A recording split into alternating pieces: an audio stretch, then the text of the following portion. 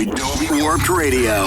What's up, everybody? You're listening to the return of idobi Warped Radio here on idobi Radio. Very excited today to be back for the first time since 2019, and it couldn't have been a better guest to come in studio for the first idobi Warped Radio back. None other than someone who is a teacher, a philanthropist, a scholar, an Iron Man, some may argue. He founded the Vans Warped Tour. I could list probably 50 million things, but I only have an hour. I'm very excited to have Kevin Lyman in studio with us today. How are you? I'm good, and you definitely have upgraded around here since the last time I was here, Fish. I think last time I was here, we were like in a broom closet. Yeah. Well, you're moving up in the world, and you have a nice, beautiful set here, so thanks for having me. I didn't know if I'd ever be coming back to visit again. Very excited to have you back at the idobi studio. The whole idobi team has done such a great job putting this set together. Very excited for the Vans Warped Tour to come back, so much so that idobi Radio is giving away tickets to the DC date that people could win on the idobi app exclusively. So everyone be sure to download that and grab that. Wow, those are hard to get. Very hard to get. I heard they sold out before anyone even knew who was playing this year. Yeah, it was when we came back, it was like, they were asking me, would there be interest? And I thought there'd be some interest in coming out to see, what we were going to do. And there was a little more interest than maybe anticipated. And, now people are calling on, can I get a ticket? And, it took a little bit. We worked really hard to try to bring this back with not just as a nostalgia type of show, but like looking to the future of community and music. And I think we've kind of blended the two. So there's that, that kind of legacy type artists as well as those new up and coming bands, because there's so many great bands. And I think I had to kind of go away to appreciate them a little bit more. Definitely. And that actually brings me to my first question, because I remember 2019 like it was yesterday up in Mountain View. NoFX got stranded up in Canada, I believe, and they had to take a private jet. There was no better ending to a Warped Tour than that. They, in the morning, they were up doing a festival in Montreal, and they got words, I don't know, the flights were canceled, delayed, and it was like, can we get a private jet? So anti-Warped Tour, since the only one that ever had a private jet on Warped Tour was Dexter from Offspring in my entire life. And we scrambled, and then we ran over to the Sum 41 bus. And because we knew that they could do cover songs of NoFX songs, and patched it together. And it could not have ended in a more unique, warped way, with Sum 41 playing covers and everyone getting up and singing. And I think I grabbed Youngblood because he was wearing kind of a dress, and so he could look a little like Fat Mike. He was more of a prop at that point. It was like, get up here and be a prop. And then, the band coming in with a police escort and running on stage and grabbing it and doing 25, 30 minutes at the end to wrap it all up. And then it was over. And I really thought, getting in my Sprinter van, which I had up there, I was excited about traveling in my Sprinter van and seeing the country in a different way than a tour bus, that I drove out of the parking lot saying, I'd done everything with that project I possibly could. And I think a lot of people were like, why did you end Warped Tour? And I said, there was 25 reasons why I ended Warped Tour, and really summed it up that I felt at that point I'd done everything with the project I possibly could. Gotcha. And now in that moment, you're in the Sprinter leaving Mountain View after all that chaos. Couldn't it be a more Warped Tour ending to Warped Tour?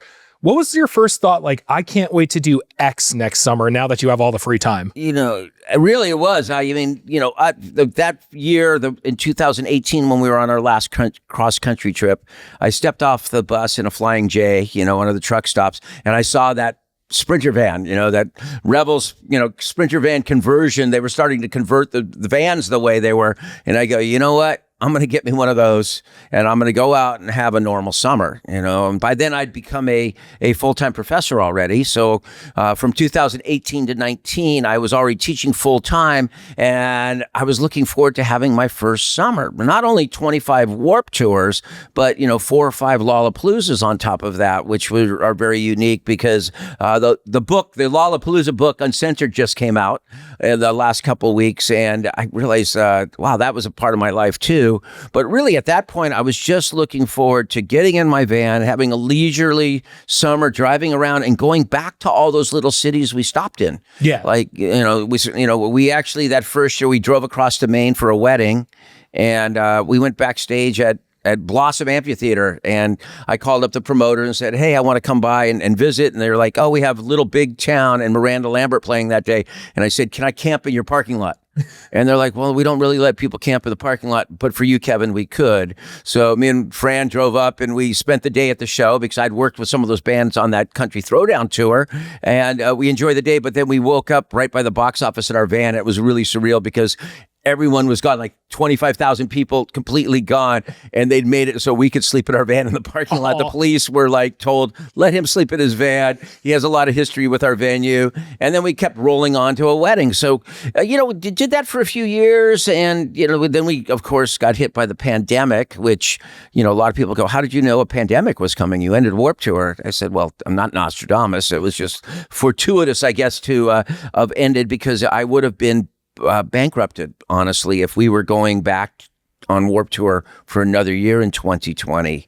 But because we would have been ramped up. That was, you got to think March 13th. Yep. By then the bands would have been booked. We would have had all our deposits out. We would have had all these shows out. So people go, wow, how'd you know? And I go, oh, I don't know. So sometimes it's timing in life. Yeah. Which kind of leads us to now. It was, timing in life. I've really enjoyed the teaching, and I continue to teach. I'm teaching 5 classes right now. And then I was approached by the people at Insomniac, who Insomniac is a company well known in the EDM world for putting on the largest EDM shows in the world.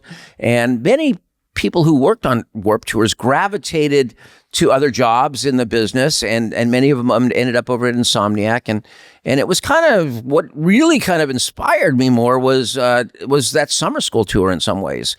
We went out on summer school last year, and that was put together by Mike Kaminsky and Eric Tobin, friends from Hopeless. And Mike was an intern with me and built quite a management company and well known in the business. And they were saying, we need something. We don't really have a development point like we used to for Warped Tour. Yeah. Those younger bands going out. So last year was kind of strange because it was cool. We had a couple of my students from USC go out on the road with a couple professional touring people, and we took these bands out on the road like Scene Queen and Stan Atlantic and some of those bands.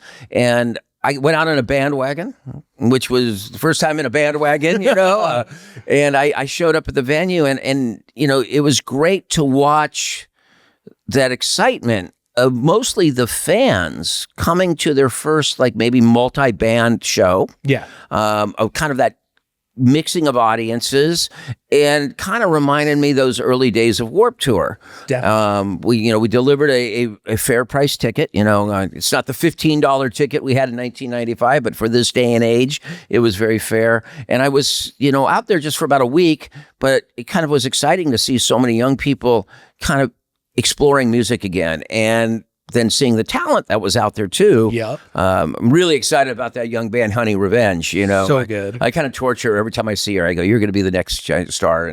But she, I just saw this great excitement. And then when I was approached by Maureen over at Insomniac, and she worked on Warped Tour in 2002, I was like, oh, wow, okay, 30th, I'm feeling pretty good. I'm feeling finally you feel comfortable as a professor. You're never quite comfortable, but you kind of got that down.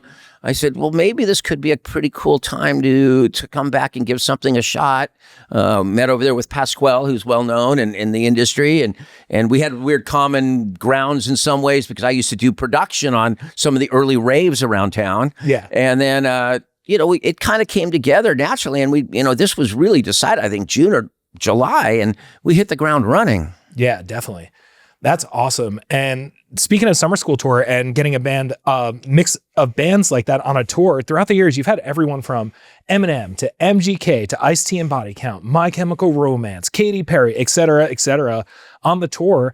How did you have that idea to mix so many genres and bands together? And how did you form the community between them? Well, that kind of really, from me working in the clubs of LA, I think, a lot of people ask, like, I want to start a music festival. And I go, it was 11 or 12 years of working up to 320 nights a year in the clubs of LA, working the Roxy, the Whiskey, the Palace, Palladium. The Palace is now the Avalon. Yep. But, we also had Olympic Auditorium and a lot of venues that are no longer exist. But working every night and watching the audiences. Some people go, don't you listen? I go, I watch a lot. And I watched how the metal kids and the punk kids were kind of similar in a way, you know, and it was starting to that kind of surfy crowd with Sublime and some of the bands I was working with around that time. I said, you know, really, if they're all kind of fighting each other out at a club level, maybe we could combine. Audiences would probably interact pretty well together if they had a unifying event. Yeah. And you could probably put that together. So that first year of 1995 on Warped Tour, you know, it was bands like No Doubt and Sublime and Quicksand and Orange 9mm and Seaweed, which was kind of an indie-leaning band. And we put them all together, and they all found out they had common ground. They were all artists trying to find their own pathway in music. And I felt like if you could start intersecting the audiences, those audiences would grow.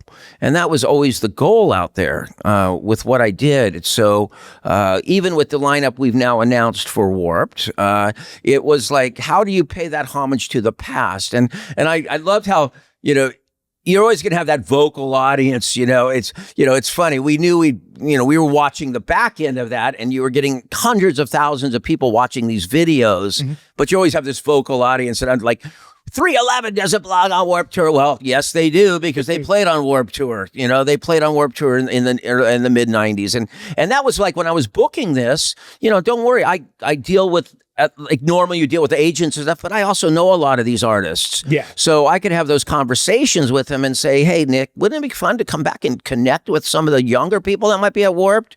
And because we're having a younger crowd will be there. And how awesome is 311 live? So good. So good. And I think it was really fun to kind of put this together. There's some great festivals out there that play, you know, When We Were Young plays for that segment of audience that was very into that time frame and everything.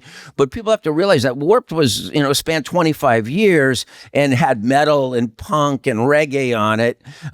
Some of the most fun times on Warped Tour were when you had bands like Pepper, or, you know, one of the bands that is coming back and playing Warped Tour, Bad Rabbits, the best, is like legendary, not only for the fans, but for the bands, because anyone that was on Warped Tour when Bad Rabbits out there remembers those backstage parties we would have when Bad Rabbits would be playing, and then Travi from Gym Class Heroes would jump in and DJ, and the next thing you know, you had some metal guys up there from like Trivium jamming away, and it really is and that's that thing of community, and I know that some people will say, fucking bullshit, Kevin, you're just spitting it for business. It's not. I always believe that music can bring people together. And if there's ever a time again that we need to bring people together, is right now. Exactly.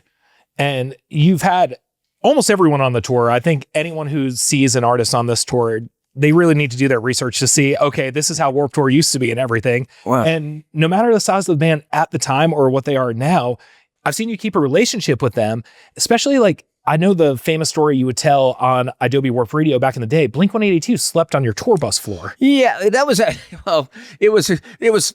I probably had them in a bunk. You know, it's like who knows? Sometimes we would end up sleeping on the floor. We were young. It was a little different then. We would just have a great time.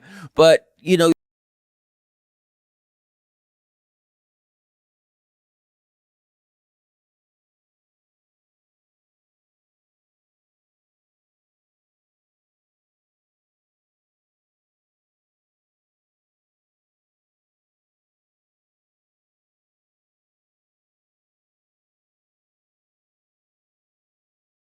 Over to the Warp Show, but I also am working, you know, had some really strict economics that I was trying to develop, because, you know, some people might complain it's not Warp Tour, it's not $45, but when we went out with that $149.99 2-day festival price, including fees, that was a big effort in the back end to figure out the economics of putting on these shows. Shows have become very expensive to put on. The amount of security, the infrastructure of putting on shows, the level of people that it takes. It was a very, very big jigsaw puzzle to put together. And I do have to say that a company like Insomniac kind of gave me some of that support to do it. You know, we went up and did that rebranding in October. And when we went up to Las Vegas, you know, I would have, as my own independent company as I used to be, they gave me a lot of resources to be able to get that done. And we talked about that of go to the audience. And we knew there were a lot of people that were going to a festival like that, had been to Warped Tour. So as we used to go to clubs and pass out flyers in front, we decided that, well, we need to go where the people are and pass out flyers, basically.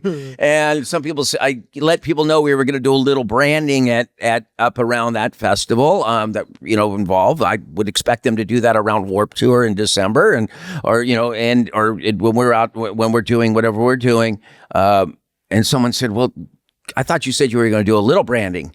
And I said, well, big branding would have been if we got the sphere. And that was a little out of reach, but it re-engaged the audience in a fashion that got some excitement around it and rallied it. And, we still got a lot of bands to announce. We'll be announcing right up until the week of the show, I think. I have a feeling you're going to be announcing until after they play, basically. Yeah. We've got to announce it. It's been nice because some of the bands that are playing, some of the singers and things will be coming back and playing the next day on our acoustic stage. Ooh. We're doing a pretty cool acoustic stage, and re-engaging all the nonprofits have been a huge part of what I wanted to do. We've got 24, 25, and we're having the canned food drive again. Amazing. So when we have these kind of size audience, these are big shows, and a lot of logistics, but like in DC, we're going to have 40,000. There's going to be 80,000 in Long Beach and 75 or 80,000 in Orlando. So re-engaging that canned food drive is going to be great. Yep.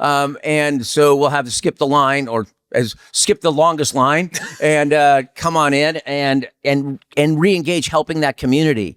We do want to leave those communities that we go into, and we've gotten such support from the communities. It was funny because Rex, who is the mayor of Long Beach, when we were up in October at the museum, I get a call that the mayor wants to come up and meet you. And, I'm not really someone for politicians as often. And he flew in, and I expect him to come in and shake your hand and say, hey, this is great. That guy sat under a tent, a Warped style tent, on a dirty couch that I think we bought at the thrift store like an hour before we set it up. And he sat there for 7.5 hours, like learning about Warped Tour, talking to the fans that were coming by the museum, the bands. So many bands were coming by and doing some filming and stuff. And he showed that his community was really excited about having Warped Tour. Amazing. And they've really kind of rolled out the welcome mat to Long Beach, and we want to be good citizens there. So I'm back into the mix of like helping to figure out like traffic. How are we going to get people in? We're going to have shuttles, taking the metro. There's going to be a lot of things going on. We've all the bands re-engaging them in their own merch booths again. Yep. We've told people like, come down, bring your merch booth. I think a lot of people were asking for that. We're doing a museum. Lisa Johnson's going to have a big museum. Amazing. I think you're going to have a presence there. Really? I think the Punk Rock Museum is going to have a presence there. We're doing book signings. On my way in, I was talking to, Derek from Sum 41's manager about trying to encourage him to come down and do a book signing. Hopefully that'll come together. But a lot of people are putting out books right now and things on their history and careers. And I was like, we have a place for you. Amazing. And that's what Warped was. But then I'm super excited about the young bands coming out and playing. Hell yeah. But very excited to be speaking about the Vans Warped Tour, because I never thought I'd get to talk about the next year of the Vans Warped Tour with you again. Yeah. That's, it's exciting. It's just got that energy. Sometimes you have to leave something to appreciate it yourselves. And I think it had to go away for people maybe to miss it. Yep. I think sometimes, I think people kind of start taking it a little bit for granted. I think, it's going to be here. It's just going to happen. The promoters maybe took it a little bit for granted because we were always a show that was kind of on a door deal. Just like when you go to the door, instead of getting a giant guarantee, we would get portion of the door each day. So if you had 50 shows to promote that summer, Warped Tour was kind of a machine in itself. We knew what to do. We would know how to reach the audience. That I felt that we had to go away a while, and I had to go away for a while because I was stopped enjoying music. Yeah. I stopped enjoying music because I was listening to music to book music versus listening to music to enjoy music. So by leaving, I was able to explore my music tastes again, and I drifted from like Leon Bridges to even, like someone like Chappell Roan and these kind of artists all over the place that I was, starting to listen to, some really cool stuff, and then digging back into like some of the old hip hop that I used to like. And I wasn't just listening to what festival will they work on. Yeah. What will they work on? Will it work on Warped? Will it work on Mayhem? Will it work on anything else I was working on? So that was a really exciting time for me again. And then, when I started getting turned on to those bands for summer school, I could listen to them in a way and appreciate them. That's awesome. And now, speaking of taking lineups for granted, it's been 20 years since the iconic 2005 lineup that had bands like Avenged Sevenfold, My Chemical Romance, Fall Out Boy, and more on that lineup. What do you personally think is the most iconic year of the Vans Warped Tour?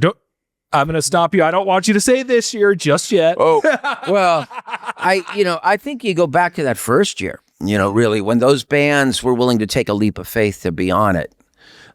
Those bands jumped onto the unknown.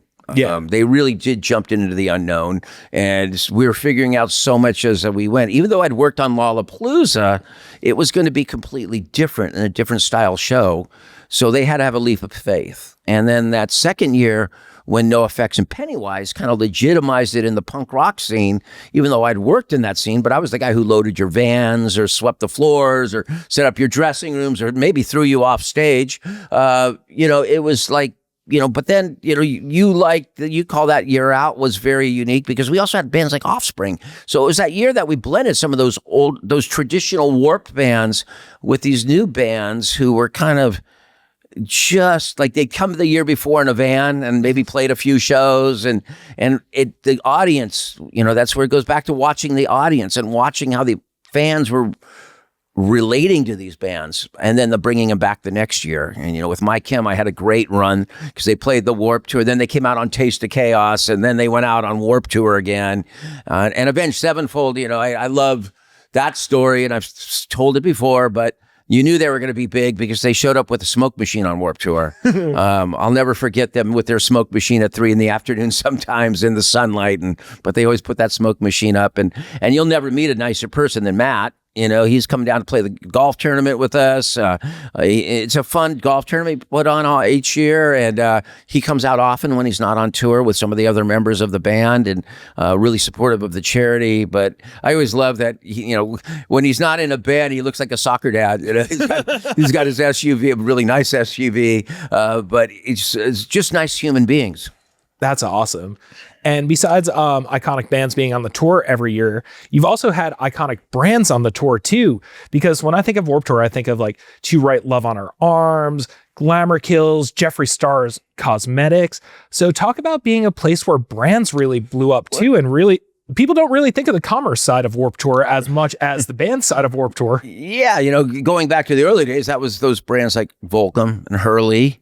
Some of those bands are some of those brands, and growing up in there, and then it turned into Glamour Kills. And some people ask, like, what was the most successful thing that came out of the Warped Tour parking lot? Jeffree Star, really, when you come from it, whether, I'm not just talking sometimes, I look at MySpace came out of the parking lot. They were going to go somewhere, but there's, MySpace couldn't afford a booth on Warped Tour the first year, which was $100. So I let MySpace come out and be part of Warped Tour for free. No way. Because I always felt like investing in these brands as much as I was investing in bands was important. So letting brands come out, if you invest in them early, maybe they would come back later. And with MySpace, I let them come out, and within 2 years, I was producing their 2-year anniversary show at Dodger Stadium. And we became very grateful to MySpace because we were the one tour that they actually supported with a sponsorship fee as they grew, where most people wanted them to work with them and they kind of go talk them into working with them. Because we supported them early, they supported us as they grew. This year, it's going to be fun. It's a little different being weekend shows, and we don't have those big stretches and areas to go through. But we gave some booths to Warped Tour this year to some young brands or people I've crossed paths with. And I get to say, you get a Warped Tour scholarship. You get a free booth at Warped Tour, because I would love those people to grow in maybe to that next generation of brands. Some of those bigger brands are still around, and, they can help come in and have those spots and things that, and grow their companies. But it's fun to have companies like Absolute Merch and Killer Merch and these companies to all be around, and they could trace their roots to those parking lots. That's awesome. That's really cool to see, and very cool to see that the brands became household names, but also we can't forget about other bands that became household names like Cassidy Pope going on to win everything she won on TV, the debut season of The Voice, Juliet Sims and Matt from Rain City Drive as well. Meg. Now, when you see these artists with their bands, do you have a moment where you're like, there's something more that you're going to do in this community and scene and industry? I think I've always had a knack, and I think that goes back to all those years of working in clubs. You would watch 4 to 6 bands a day, sometimes, 13 bands. Yeah. I remember the ska shows we used to do, and No Doubt was like the 11th down the bill on a ska bill. But you can watch that artist just the way they're connecting very early in their career, and watch that. And if they can develop and start to keep developing their music, they're going to be that artist.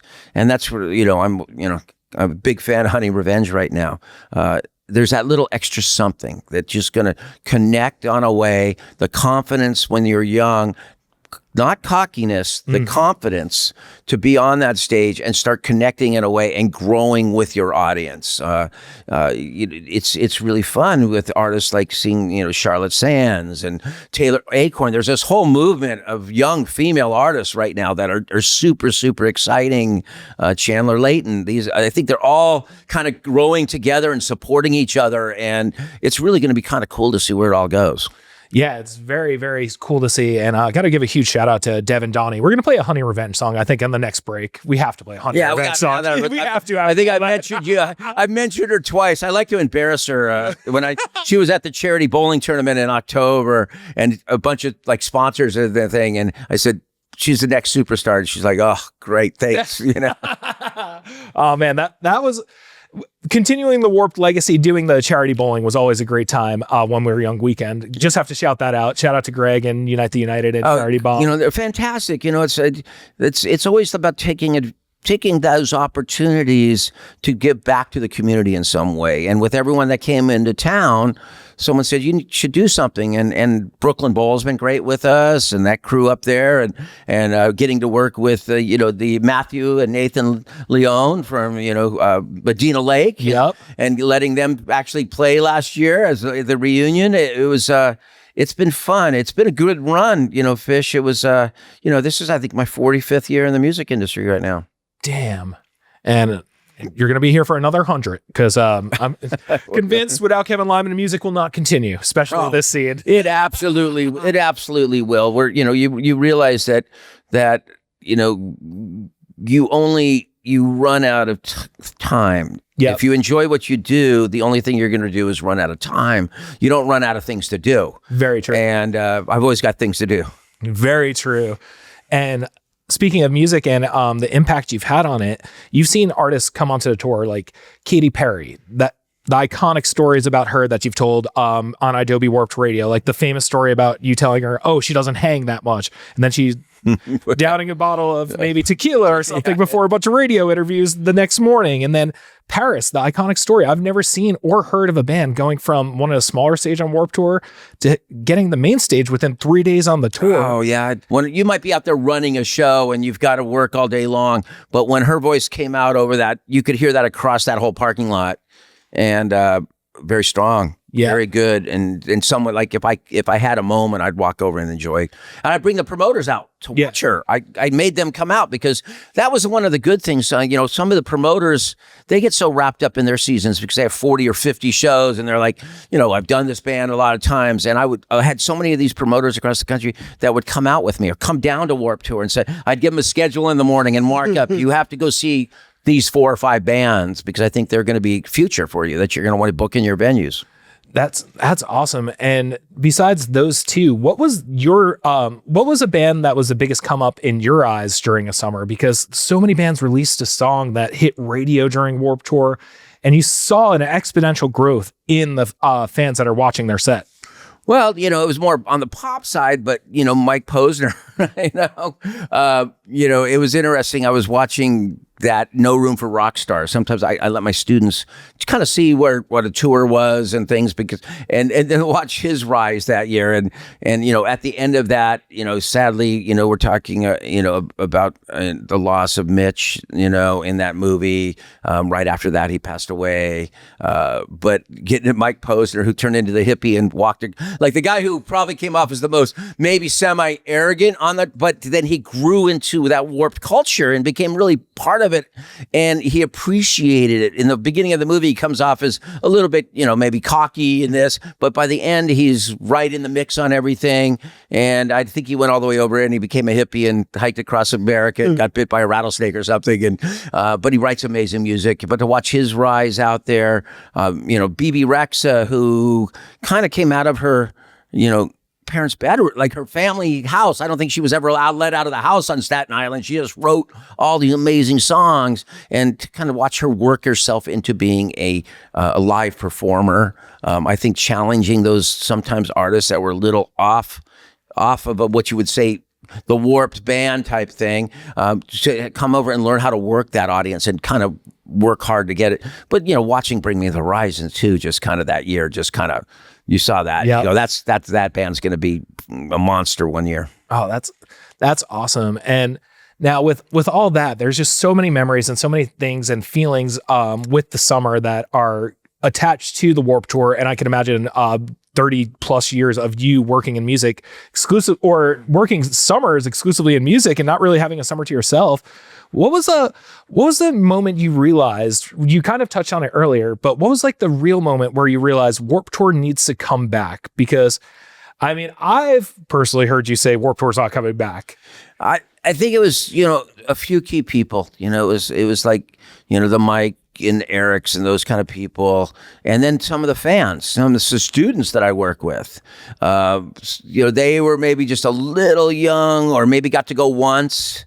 And I'm like, oh, maybe now that I have so many of my students out working in the industry, and hopefully many of them will be working on this show. Kiara, who works with us now, was one of my students. To get them to experience that, and even if it comes back for a short amount of time, to maybe re-energize them to kind of take that forward, because I think I was hoping that there'd be a few people that would have maybe carried that spirit alive.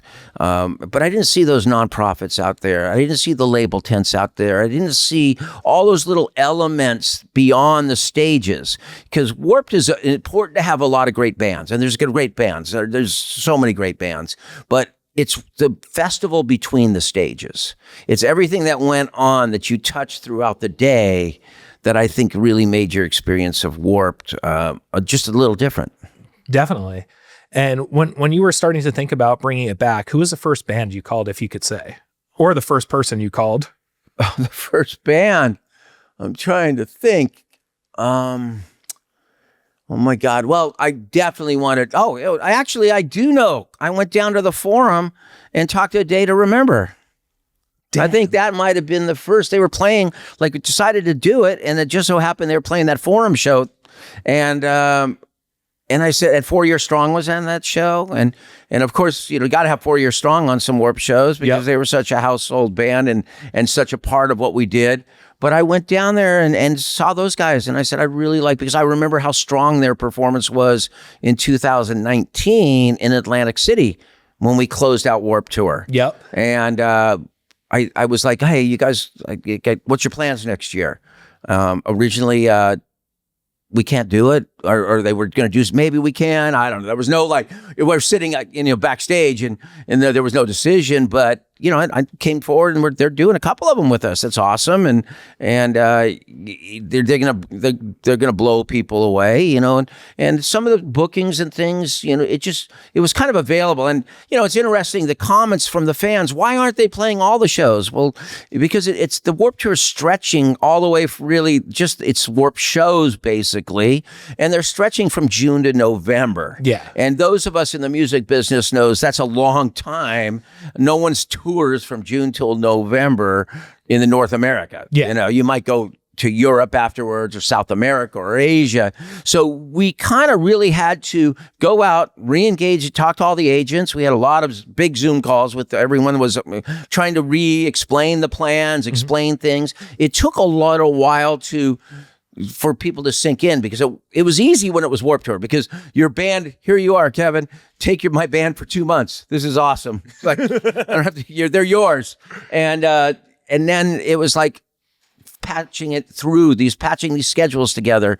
And, and then people saying no sometimes, economics, maybe things. And then some of them coming back. And then I knew what would happen. The band started talking like amongst themselves. Are you playing? Because the phone calls started coming more to us than us calling. And then it was like, and even recently some bands have called and said, hey, do you have room or space? And we're just full. There's only so much you can do in a day. Yeah. Well, 2 days. It's going to be an incredible summer and fall as well. But besides the bands and the brands, what was the most important aspect to you that you knew you had to bring back to the community for Warped Tour? The nonprofits. That's awesome. Going back to 2018-19, I think those nonprofits were so important to me. They didn't really have a home to sometimes grow amongst the music scene sometimes. Yeah. And that was important to me in a big way to have them. That's awesome. And this is something that I was able to pull actually from idobi Warped Radio's past. I found a pull clip of you talking about it. It was very surreal to see it actually happening with the ad mat. But how full circle is it to you to see second and generation Warped Tour families on the tour now? Like even Jacob coming back and filling Bradley's shoes with Sublime. Obviously, Sierra has a couple artists, your daughter on the festival dates too. So how full circle is it knowing that not only did you make people's careers, kind of family lineage at that point, that everyone's working through the ranks at Warped Tour. Nepo babies are full swing out on Warped Tour this year. But it's when you mentioned Jacob, there'll be a moment I think because me and his father sat a few times and talked about, because Sierra and Jacob are really close within a month or so of their birthdays. And we did have conversations about raising our children in the music business. And he didn't get to.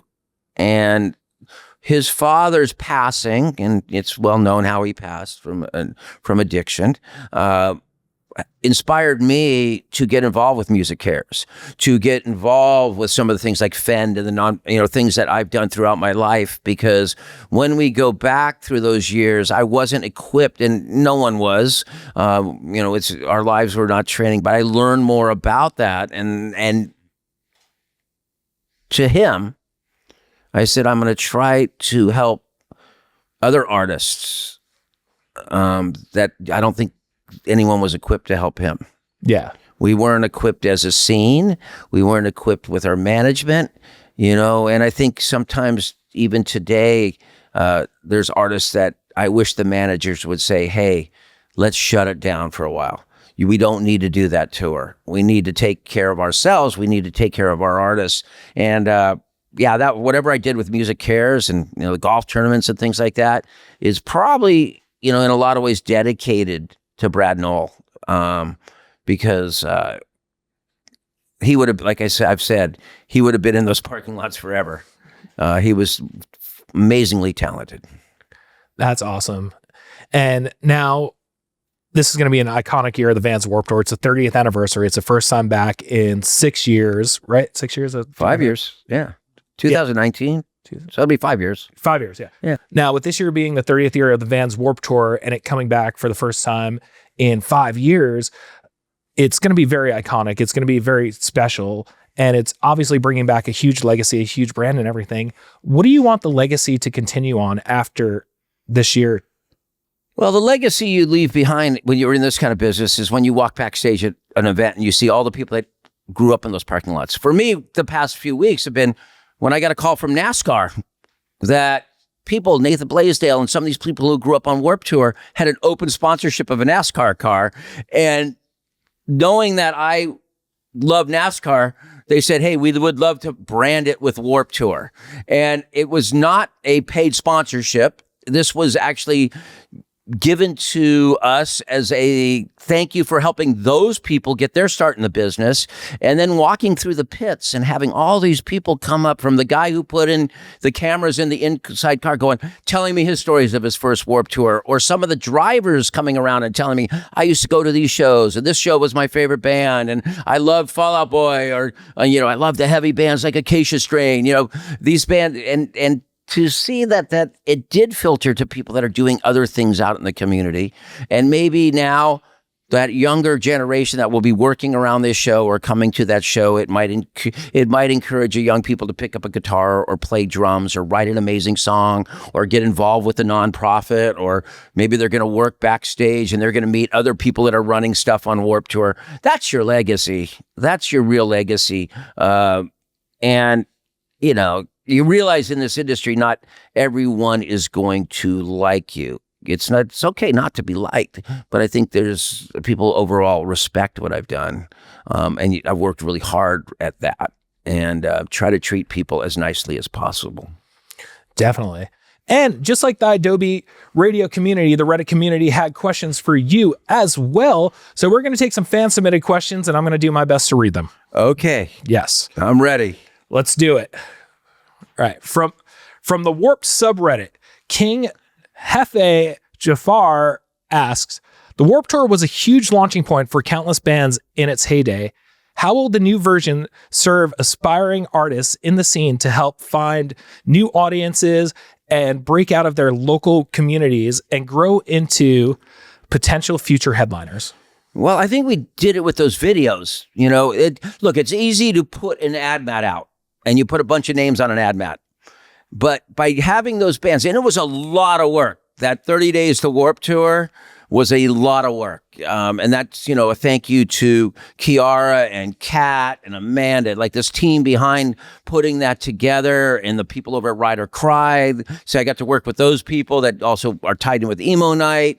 Great teams of people.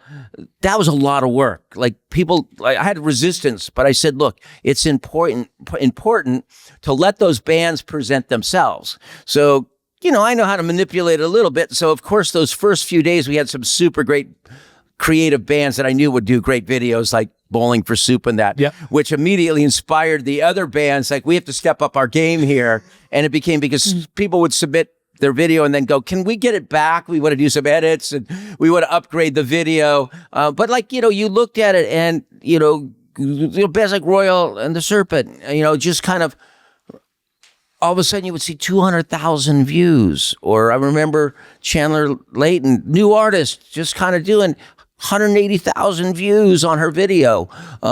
So, sometimes people go, and it's a different group, Insomniac has their vibe, we have our vibe. And, sometimes I'm like, our platform, and people go, oh my God, the comments. I go, that's just this audience. They just love to be, there's a group of them that just make these comments, and you just move on. You have to understand. Ice-T told me the greatest thing. You have to pimp past it. You just you've got a mission. So we were on a mission to get as much exposure for those younger artists. And when those bands are really average, those brand new bands or younger bands, a couple 100,000 views on their announced videos. And then I would get comments that were like, wow, I checked them out. They're pretty awesome. And the Warped community starts to regulate themselves. Yeah. I'll remember when, someone, we announced Fishbone, probably the most iconic one of the LA, and people were coming, what is it with all these new bands? I'm like, oh God, and then the audience would say, they were a huge part of the Warped scene and part of LA music scene. And so it is an education process. So that was a huge amount of work. And that's what I hope that will inspire people to come and see those bands. Trust, we're not going to announce what time people are playing. We're going to do all the Warped stuff. So I'm working with the city going, I fully expect when we open doors, you're going to have 80% of that audience in line or moving to the front doors. Yeah. And then those first bands and hopefully those videos. And we've now encouraged all those labels or artists to give us material for our social media, which we built up our accounts that we'll share with everyone to help amplify these bands before they play those shows. That's awesome. And I wanted to do this in the last segment, but I 100% blanked. We have to give a huge shout out to Kiara for not only her work on the summer school tour last year, but also with Warped Tour this year. Huge to see. Oh yeah, especially she's one of those, she's like, was a student, and that's identifying young people and young talent. That's what I'd like to do. Yep. And she's got it. It truly does. Very, very excited to see what she does with the Vans Warped Tour this year. Yeah. Username just_some_blonde asks, how did securing Young Gravy for all 3 stops happen? Like, who initiated it? If Warped Tour initiated it, who suggested him and why? I know there are usually pop acts, but I have always been interested in who decides which artists to include. Well, it's great. You know, I used to be, with this new girl, I work with a young person named Amanda Phelan, and she's been a booker on some festivals and things. And so we collaborated a lot. It used to be pretty much me sitting there, but we did go in and ask all the agents and everyone, submit your artists that would be interested. Yeah. And then when Young Gravy was put forward, if it was put forward to us, there's some definite really interest there. And we just explored maybe, so we sent an offer thinking that maybe wants to do one show. Mm-hmm. And all of a sudden it was like, we'll take all 3. So obviously, something sparked in Young Gravy to say, I want to be there at every one. Maybe he was a fan at some point. Yeah. Maybe, but it's one of those things that people were kind of, you got to come from left field once in a while. There's always those bands that people may not expect, but you know what? There'll be a great chunk of people. And I don't think people actually bought a Warped Tour ticket thinking it's Young Gravy there. But people, it's now kind of a curiosity, like, oh, this is going to be cool. And it could be great for him because he'll play with a different total audience than maybe normally does. Definitely. And the people who might be confused about situations like that have never seen the 2012 lineup with MGK, G-Eazy, Mod Sun. Oh, yeah. It was, that was like, for me, it was like Wallpaper and some of the, which crazy, crazy fun acts that would grow sometimes into the band's favorites. And you'd go out to the stages and, Wallpaper with Ricky Reed, just people were dancing and having fun. And I think, you want to mix it up. Mm-hmm. So, we were there and unfortunately, Flogging Molly Dave King's not going to be able to play this summer, health issues. And, my old friend Eugene from Gogo Bordello, I texted him and said, hey, would you want to offer for Warped Tour? And he's like, love to play it. And if you haven't seen Gogo Bordello play, that's just like a party in the middle of the day that there's no way you can't. It's punk, gypsy punk. It's crazy. Mm-hmm. And that's what Warped Tour is, because if I'd like to mix those sounds up. And sonically, I think someone like Young Gravy, fits just fine. An artist that has a song with Shania Twain playing Warped Tour. Well, maybe Shania will come out. She's welcome. Shania Twain, if you're listening or watching, please come out to the Vans Warped Tour. Yeah, come on out. Please do. I went to her show, actually. In Las Vegas. I was up there I was up there earlier this year. She had a residency and I got invited to go and had a great night. Wait, did we go to the same residency date? For Shania Twain? Yeah, I went out last year or the year before. I went out last year I was there and it was fun. Got to sit with the manager and had a great time. Oh, that's awesome. Yeah, I saw her at the Hollywood Bowl too. But this interview isn't about Shania Twain. We'll talk about that off camera. Shania, you can come on out if you want. Please do. Last thing about her, did you hear the Somerset mention me and Shania Twain in their new single? I have not, but I'll check it out. Yeah, it's a classic line. Great plug. Next question from Reddit. Winter Blossom asks, there's some X's where O's should be. Will Warped Tour ever go back to being a full country run with one lineup? I don't think so. It maybe when I'm gone, but physically, since the end of Warped Tour, I've had 7 surgeries. Basically, maybe 5 since the end, 2 prior to that. Physically, I feel like, and I don't want to be, but by being there every day and being in the mix, and anyone that knows me, I never sat in a production office. Yeah. I was out in the field. I want to be there at the front gates because I know if the gates weren't open on time, you'd be yelling at me because you missed your favorite band. That I physically probably couldn't do it. And I know that some people would go, well, but I think there was so much going on. It was a controlled chaos out there on Warped Tour. Yeah. It was a machine. And I think being in the middle of it, I learned very early on and that I needed to be there to answer questions, right or wrong. Mm-hmm. I wasn't perfect. There's no way you can run something like that and make every decision perfectly because you're making so much in real time. Yeah. And I challenge anyone to live their life without making mistakes sometimes. And I admit, post when I actually got time to think about things, I go, oh God, I maybe could have handled that a little differently. But people don't realize how many things I dealt with immediately that no one ever heard about. No one did, but it was like I dealt with it right on the spot. Yep. And I don't know many owners of any companies, no less a festival at, I think I got onto the tour. The tour was 20 years old at that point. I remember seeing you going around on your bike with cases of water on your shoulder, hand delivering it to bands while all this chaos was happening. Yeah, now I have a new shoulder. I had a shoulder replacement in December, 3 weeks before we were evacuated from the fires here in California. Oh yeah, you've had an interesting 6 months, to say the least. It's definitely been a year. And we will celebrate it all this summer at the Vans Warped Tour. Absolutely. I can't wait. It's going to be DC, going to be Long Beach, and it's going to be in Orlando. So that's and honestly, for 2026, it looks like we're maybe expanding a little bit. Ooh, I like the sounds of that. Not for 6 weeks or 8 weeks, but we might have a few more. I love that. We got one last question from the Reddit community and Pop Punker subreddit. Clear Currents asks, what responsibility does Kevin feel to keep audiences safe at a culture that values much more than it did when Warped Tour started out? What have you done to change things since Warped Tour's hiatus, and how important is audience safety to him on planning these shows? I mean, audience safety was always a big thing. Very. I don't know if they're alluding to some of these things, which safety, like crowd safety. Yeah, we implemented many of the things like free water at festivals. That was not there when Warped Tour was the first festival to implement water stations and free water. We also created ways to deal with crowds that crowd surfed and things that we had our medical tents right near the tent.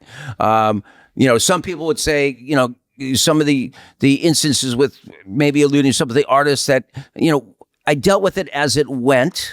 I believe that there should be some form of due process in our world. I think we still have that. Maybe not. Maybe it's changing. But I dealt with it. And when I started the Warped Tour, I knew every artist that was going on the Warped Tour. I knew every artist that was going to be out there because I knew them. I was part of that community more. Later on, I depended on managers. I depended on agents to try to send me their best. I didn't know these people. They were not my peers. Yeah. And sometimes I was not sent their best.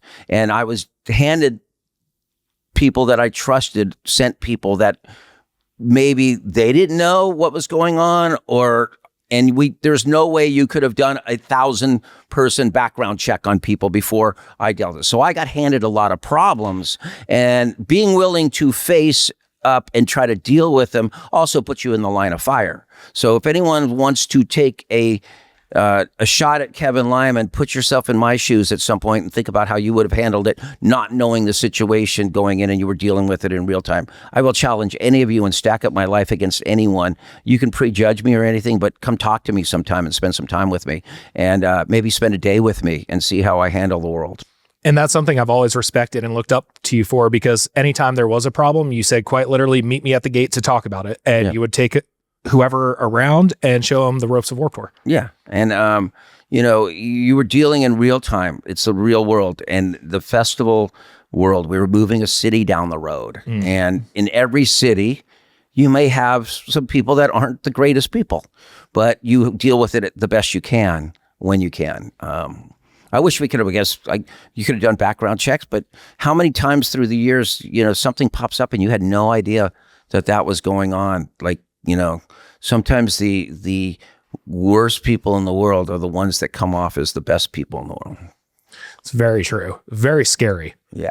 But either way, very excited for the Vans Warped Tour this summer and in the fall too. I keep saying summer because it's a muscle memory thing. Yeah, it's kind of summer fall. Yeah, it is going to be fall, but trust me, the fans in Florida are probably going to appreciate it much more that we're down there in November than in the middle of August. I definitely do, personally.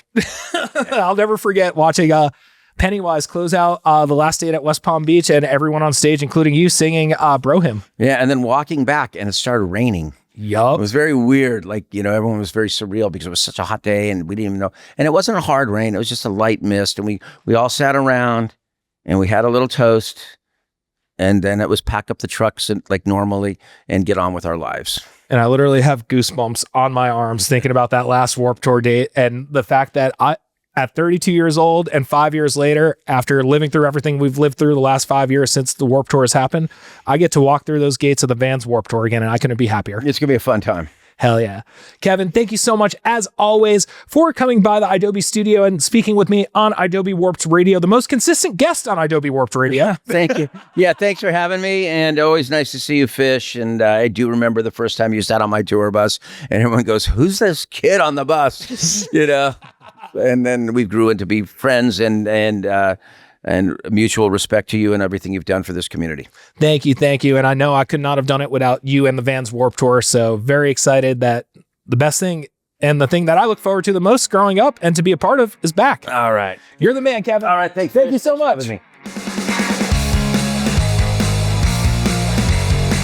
Idobi Warped Radio.